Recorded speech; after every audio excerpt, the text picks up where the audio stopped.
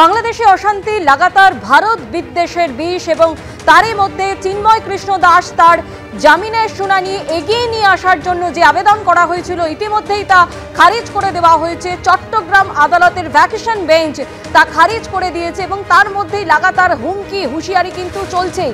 আর এই অশান্তির আবহেই দীঘা জগন্নাথ মন্দিরের ট্রাস্টি বোর্ডে ইসকন, বাংলাদেশে ইসকনের উপর লাগাতার হামলার মধ্যেই ঘোষণা মুখ্যমন্ত্রীর। পুরীর মন্দিরের আদলে দীঘায় 250 কোটি খরচে জগন্নাথ মন্দির। 30 এপ্রিল অক্ষয় তৃতীয়ার দিনই দীঘার জগন্নাথ মন্দিরের উদ্বোধন। মন্দিরের ট্রাস্টি বোর্ডে ইসকনের সঙ্গে 4 জন সনাতনী প্রতিনিধি।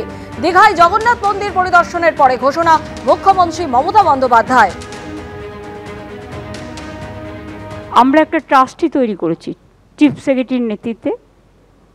তাতে জেলা শাসক, এসপি, সনাতন ধর্মের যে সভাধিপতি, ইসকনের যে পশ্চিমবাংলার চার্জে রাধারমণ বাবু আছেন, তাছাড়াও পুরীর দৈত্য, তারপরে মাসির দেব মন্দিরে যে পুজো করতেন জগন্নাথ দেবের এখানকার লোকাল, ওনাকেও রাখা হয়েছে।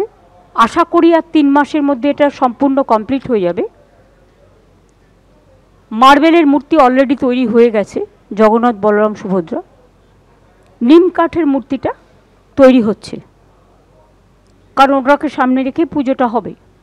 এছাড়াও একটা মা বিমলা, যেটা মা লক্ষ্মীর মন্দির, মা লক্ষ্মীর একটা আর এক পাশে রাধাকৃষ্ণ, এটা থাকবে। পুরীতে যে ধ্বজা তোলা হয়, সেই ধ্বজা তোলার ব্যবস্থাও এখানে রাখা হয়েছে। অক্ষয় তৃতীয়ার দিন এটা উদ্বোধন হবে। এটা পুরোহিতরা, বিশেষ করে যারা ধর্মীয় প্রাণ মানুষ, তারা মিলে ডেটটা ঠিক করেছেন। অক্ষয় তৃতীয়ার দিন এটা উদ্বোধন হবে এবং এবারে প্রথম রথযাত্রা হবে। প্রথমবার বলে আমাকে এখানে উপস্থিত থাকতে হবে। আমি প্রতিবার ইসকনের রথটা উদ্বোধন করি, আমি এবার উল্টো রথে ওদের ওখানে যাব। দীঘার এই জগন্নাথ মন্দিরকে সামনে রেখে যখন একগুচ্ছ পরিকল্পনার কথা মুখ্যমন্ত্রী ঘোষণা করছেন, মুখ্যমন্ত্রী এই কথাও ঘোষণা করছেন যে জগন্নাথ মন্দিরকে রেখে দীঘাকে আন্তর্জাতিক পর্যটন স্থলে পরিণত কথার তার পরিকল্পনার কথা, তখন তাকে কটাক্ষ করছেন বিরোধী দলনেতা। কিভাবে দেখুন। মমতা বন্দ্যোপাধ্যায়কে পরিষ্কার চ্যালেঞ্জ দিচ্ছি, যা যা আজকে বলেছেন করে দেখুন। শুধু উড়িষ্যা নয়, এই বাংলা থেকেও আওয়াজ উঠবে। পুরী ধামের নকল মানব না আমরা। সরকারি টাকায় আপনি রিলিজিয়াস পারফরমেন্স করতে পারেন না। আপনার ইচ্ছা ছিল মন্দির বানানোর, টাকা চাইতেন, হিন্দুরা দিয়ে দিত।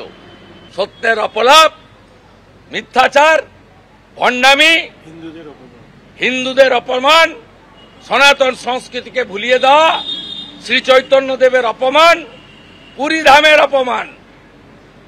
আর 26 সালে হিন্দু ভোট আপনি পাবেন না। আপনি একটা ভেজাল হিন্দু, আপনি হিন্দু বিরোধী। হিন্দুরা ইউনাইটেড হচ্ছে, এই আতঙ্কে এইসব করে বেড়াচ্ছেন।